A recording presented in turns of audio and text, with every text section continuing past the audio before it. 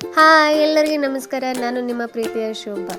ದಿನ ಚಪಾತಿ ಮಾಡಿ ಮಾಡಿ ಬೋರ್ ಆಗಿರುತ್ತಲ್ವಾ, ಇವತ್ತು ಸ್ಪೆಷಲ್ ಆಗಿ ತಂದು ರೊಟ್ಟಿ ಮಾಡೋಣ ಬನ್ನಿ. ತಂದು ರೊಟ್ಟಿ ಮಾಡೋಕ್ಕೆ ಏನೇನು ಬೇಕು ಸಾಮಗ್ರಿಗಳು: ಮೊದಲನೇದಾಗಿ 2 ಬೌಲು ಗೋಧಿ ಹಿಟ್ಟು ಹಾಕೊಂಡು 1 ಸ್ಪೂನ್ ಉಪ್ಪು, ಅರ್ಧ ಸ್ಪೂನ್ ಬೇಕಿಂಗ್ ಸೋಡಾ, 1 ಕಪ್ಪು ಮೊಸರು, ಹಾಗೆ 2 ಸ್ಪೂನ್ ಆಯಿಲ್ ಹಾಕ್ಕೊಂಡು ಚೆನ್ನಾಗಿ ಮಿಕ್ಸ್ ಮಾಡ್ಕೊಳ್ಳಿ.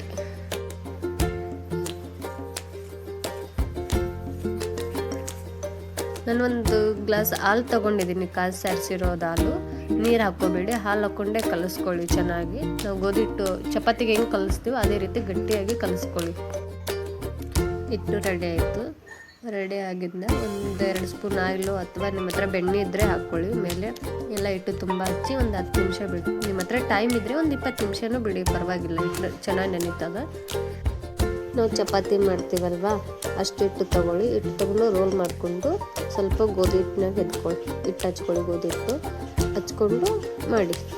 ರೌಂಡ್ ಸೇಪೇ ಬರಬೇಕಂತಿಲ್ಲ, ನಿಮ್ಗೆ ಯಾವ ರೀತಿ ಬೇಕೋ ಆ ರೀತಿ ಮಾಡ್ಕೊಂಡು ನಿಮ್ಮ ಹತ್ರ ಕರಿ ಎಳ್ಳಿದ್ರೆ ಹಾಕ್ಕೊಳ್ಳಿ. ನನ್ನ ಹತ್ರ ಕರಿ ಎಳ್ಳಿಲ್ಲ, ಹಾಗಾಗಿ ಬಿಳಿ ಎಳ್ಳು ಹಾಕೋತಿದ್ದೀನಿ. ಹಾಗೆ ಕೊತ್ತಂಬರಿ ಹಾಕ್ಕೊಂಡು ಲಟ್ಟಿಸ್ಕೊಳ್ತು. ಒಂದು ಸೈಡ್ ನೀರು ಹಚ್ಕೊಳ್ಳಿ. ನೀರು ಯಾಕಪ್ಪ ಹಚ್ತೀವಿ ಅಂದರೆ ತವಕ್ಕೆ ಹಚ್ಚಿದ್ರೆ ತವ ಉಲ್ಟಾ ಇಡಿದ್ರೆ ಬೀಳಲ್ಲ ಆ ಚಪಾತಿನ, ಹಾಗೆ ಹತ್ಕೊಳ್ಳುತ್ತೆ, ಚೆನ್ನಾಗಿ ಸುಟ್ಕೊಳ್ಳೋಕೆ ಬರುತ್ತೆ. ನೋಡಿ, ಫೈನಲ್ ಆಗಿ ತಂದು ರೊಟ್ಟಿ ರೆಡಿ ಆಯಿತು. ನೋಡಿದ್ರೆ ಬಾಯಲ್ಲಿ ನೀರು ಬರ್ತಿದೆ. ತುಂಬ ಸ್ಮೂತಾಗಿದೆ, ಟೇಸ್ಟಿಯಾಗಿದೆ.